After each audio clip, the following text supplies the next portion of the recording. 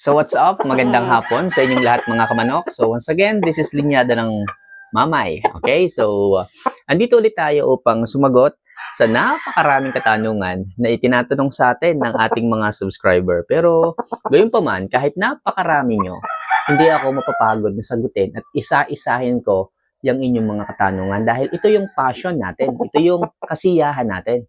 Okay? So, kaya ano pang hinihintay niyo mga kamanok? Kahit ano pa yan, kahit mga baguhan pa kayo, kahit newbie kayo, o kahit wala pa talaga kayong alam sa pagmamanok, lahat ng katanungan nyo sasagutin ko.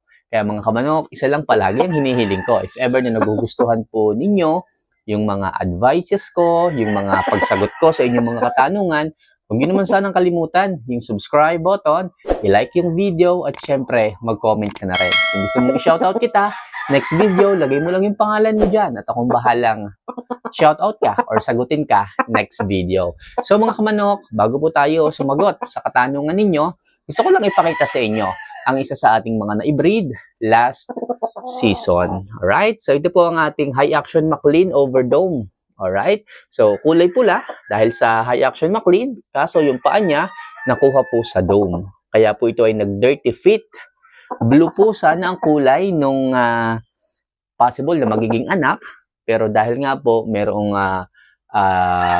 ganador to na bulik na kulay dilaw ang paa, so nakuha po niya yung kulay dilaw na paa. So yung kulay sa inahin, yung paa sa tanda. Alright, so okay po to, maayos, maganda, healthy, maganda ang mukha. Ayan, kita nyo naman. So healthy at higit sa lahat, bulto ang katawan. Maganda ang pangangatawan, bulto ang pangangatawan, wala po itong sapola, wala po itong taba, hindi po itong mabigat. So, maganda po talaga yung pangangatawan. So, mamaya, share ko po sa inyo kung ano po yung aking ibinibigay na pagkain para makuha yung bultong pangangatawan at yung kalusugan na healthy ng manok. Okay? So, wag natin masyadong patagalin kung nakapag-subscribe na po kayo. Maraming salamat at isa-isahin na po natin ang katanungan po ninyo dito sa comment section. So, ang unang katanungan natin ay galing kay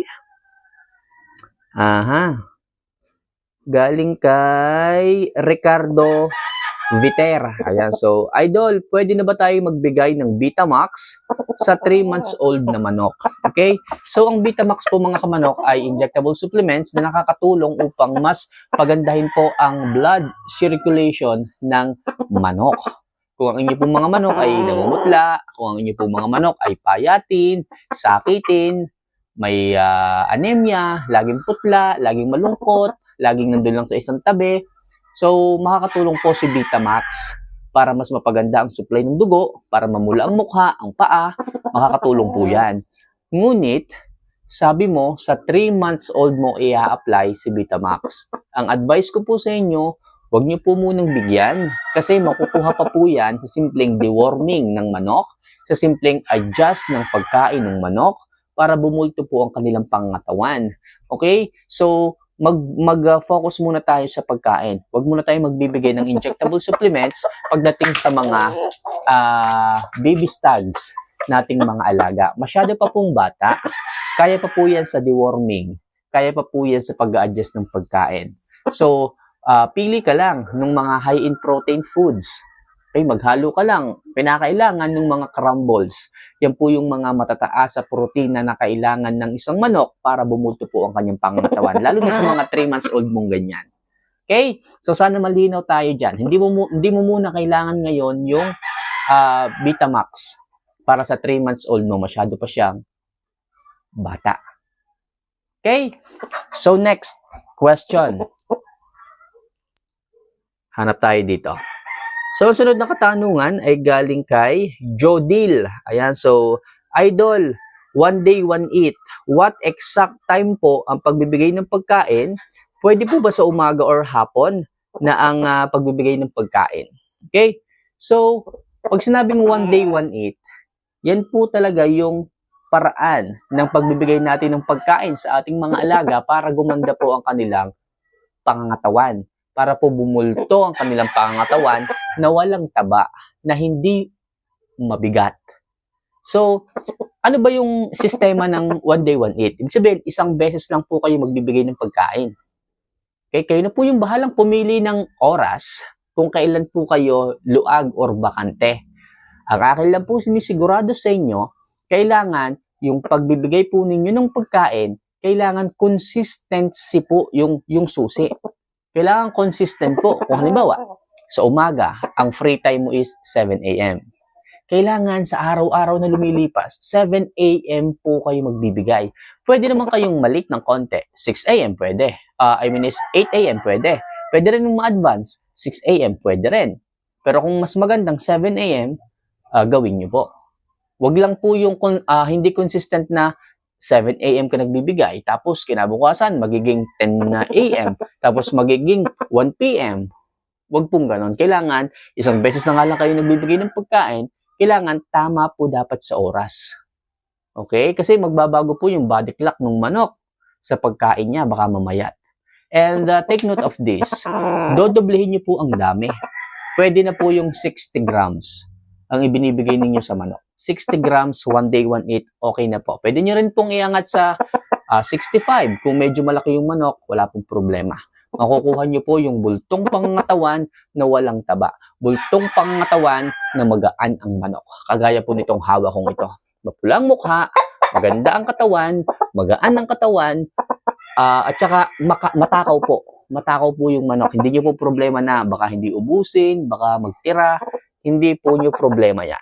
Maganda ang pangangatawan, healthy yung manok, maganda ang appetite, at walang taba. Right?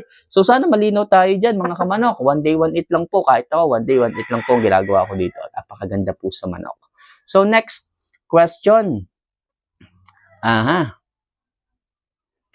Hanap tayo dito. Ito, galing kay Susan Gipit. Idol, tanong ko lang po, pwede po bang araw-araw bigyan ng Jackie Oats ang ating manok? Maraming salamat po and God bless. Yes po mga kamanok, nakadesign po talaga si Jackie Oats para araw-araw nating ibigay, para araw-araw nating ihalo sa pagkain ng ating mga manok. Siya po yung nagbibigay ng napakagandang assimilation ng amino acid sa katawan ng manok. Kaya po mabilis po ang pagbulto nila. Okay? Si amino acid din po ang tumutulong upang kumpletuhin yung protein needed ng pangangatawan ng manok. Alam naman natin na ang protina, mga kamanok, ang pagkain ng muscle. Protina ang kailangan ng katawan para bumulto sila. At yan po ay kayang ibigay nitong fermented Jackie Oats. So, kung hindi po araw-araw ang pagbibigay ninyo, di magkakaroon po ng deficiency o magkakaroon po ng kakulangan sa amino acid kung bakit hindi po tuloy-tuloy ang pagbulto, ang pagganda ng inyong mga manok. Kaya ulitin ko, ang kasagutan ay dapat po araw-araw. Every time na magbibigay ka ng pagkain, dapat nandun din po si Jackie Oats. Okay, so malinaw po tayo dyan. So hanap ulit tayo ng katanungan at bigyan natin ng linaw at kasagutan. So next question. Galing kay Puyat Junior. Ayan. So, Lodi, sa iyong guide na one day feeding, ilang grams rin ang ibinibigay mo? Sana mapansin mo. And salamat, Lodi. Okay? So, sa one day, one eat, ang dami po ng pagkain na dapat ibinibigay po ninyo, not less than 60 grams. Okay na po yan. Mas makakatipid po kayo sa pagkain. Sigurado po ako. Yung dating ibinibigay ninyo na 35 or 40 grams sa isang bigayan, ngayon po, magiging magiging 60 grams na lang po in the whole day. Kung sabi ko nga, 40 grams ang binibigay nyo, 2 times kayo nagbibigay, di 80 grams. Computein po ninyo, 60 grams na one day, one eat, compared sa 80 grams na isang araw. So makakatipid kayo ng 20 grams. Napakalaki pong bagay nun. Napakalaki pong katipiran nun, mga kamanok. Kaya hanggat maaari, subukan nyo po yung 60 grams at makikita nyo, bulto yung manok, hindi po sila namamayat. Okay? So let's proceed to our next question. Hanap tayo ng katanungan.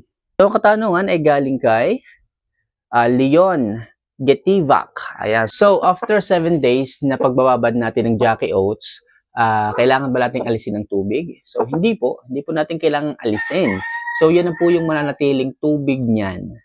simula day 1 hanggang maubos ito. So, yun po ang fermentation.